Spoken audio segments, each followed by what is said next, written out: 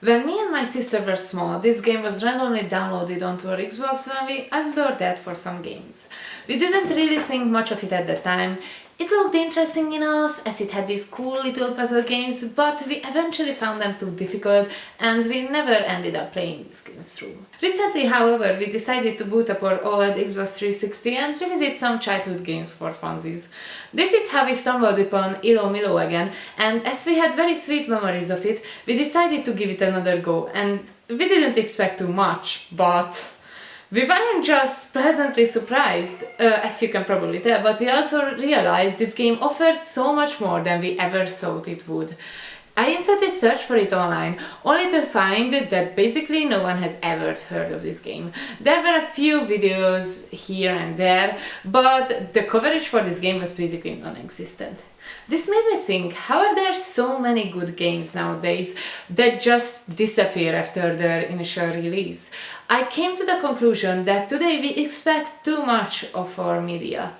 We always want something bigger, something better, something to revolutionize the entire industry or change the world. But because of that, we lose so many good games and movies with actual heart. Sometimes good media doesn't have to be the best thing ever. It just has to be something that we enjoy watching or playing and can actually connect to.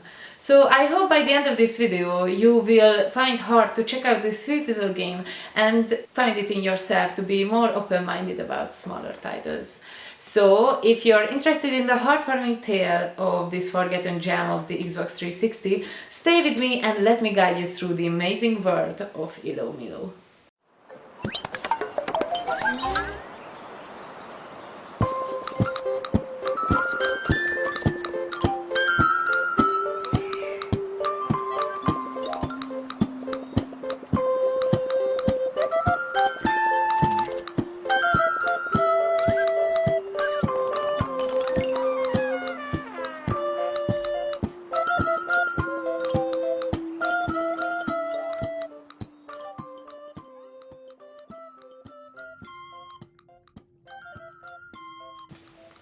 First things first, one of the most beloved aspects of this game for me is the art style.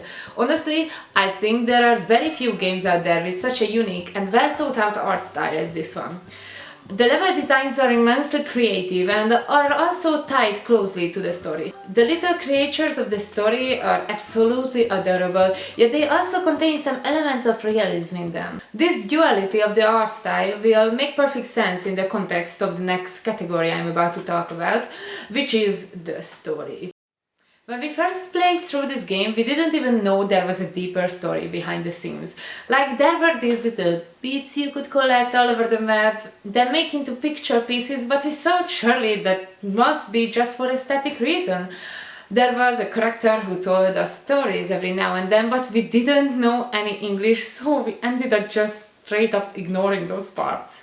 As we replayed it though, oh my god, and just bear with me here for a second, I'm not going to describe the entire plot to you, as I really want you to check out this game and see the ending for yourself.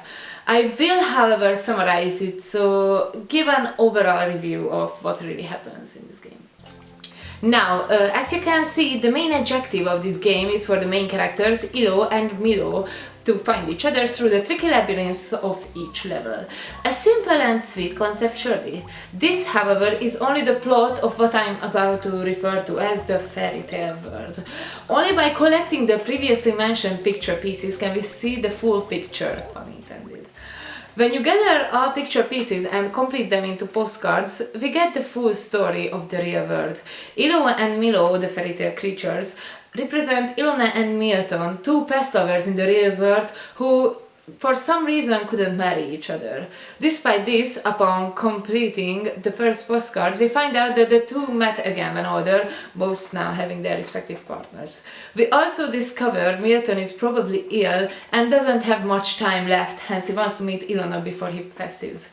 Further complications arise as Ilona's husband prohibits her from seeing Milton again and sends back an aggressive letter to Milton to leave them alone. Tension builds as we slowly find out Ilona is in an unhappy, if not downright abusive marriage, and the plan forms in the two past lovers' head to meet up at the train station and escape together. Whether they manage or the lovers are doomed to fail is up to you to find out, though, as I'm not going to spoil the ending for you. Now, I love this story wholeheartedly, but it wouldn't be half as captivating if it weren't for the level design. I'm not exaggerating when I say I've never seen a game that uses its level design this geniusly to support its story. As most of the game plays out in the fairy tale world, it will be easy to forget the happenings of the real world. However, each location where the puzzles play out is connected to the real world locations. Ilona and Milton meet again first at the park, so in-game we see a beautiful fairy tale rendition of a park scene. In the background, pictures floating in the air, foreshadowing the story. The lighting is also very important. In this level, since Ilona and Milton are happy to meet again, it's morning, a warm sunshine illuminating the park level. My other favorite level is the underwater one, which contains lore both from the fairy tale and real worlds. IRL, the level is water damp since the lovers want to meet up again at the lake they used to go to. And fairy tale wise, it's underwater because of a tale where the small creatures called sapkas were so sad that tears created an entire lake. I haven't mentioned it previously, but I just love how this game balances out its real and surface level lore, both making sense in and building their respective worlds. The fairy tale world usually contains most elements of the real world, but twisted into a story would tell a child. The real meaning hidden behind clever little metaphors and parallels.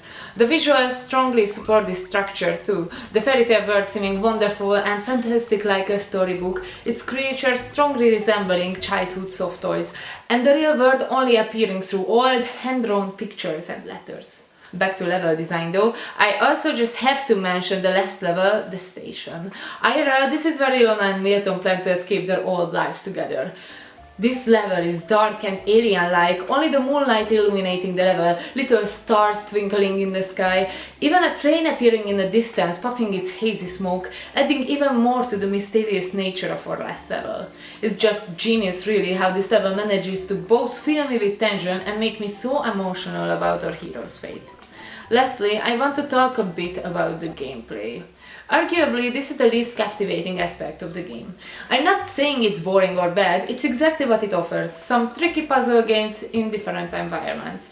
But I think for a puzzle-focused game, the gameplay is as creative as possible, with each level adding a new mechanic and unique characters so the game wouldn't drag. The intensity of the levels also changes as you get further in the game, with the final levels offering some real challenges to get through. Or we might just suck at puzzle games, but either way, it was very fun. Even if you found the simple puzzles too easy, there are some collectibles spread around the levels for the player to make your playthrough even more colorful. You can collect records to listen to the soundtrack and collect pictures to see the mind-boggling concept art of this game. Like seriously, the art for this game is just chef's kiss, absolutely. I've mentioned how you can collect story pieces, but there are some extra additions for that too. If you find these small friends during each level, you will unlock special levels where you can explore more of the fairy tale world. If you still aren't satisfied, you can also play through Sebastian's story to hear one of the best fairy tales in the entire game. This story is just absolutely heartbreaking in the best way possible. I never thought I'd shed a tear for this guy, but oh well, this game is full of surprises. I feel like I could talk about Ilomilo for hours, but I want you to explore this game for yourself. It literally only costs $5 and it's not that long of a game, so there's really nothing to lose. At first you play the sweet little puzzle game, and at best you can become part of a heartfelt story about heartbreak, hardships, but most importantly love. And just don't forget, sometimes a game doesn't have to change the entire world, it's enough if it just changes you.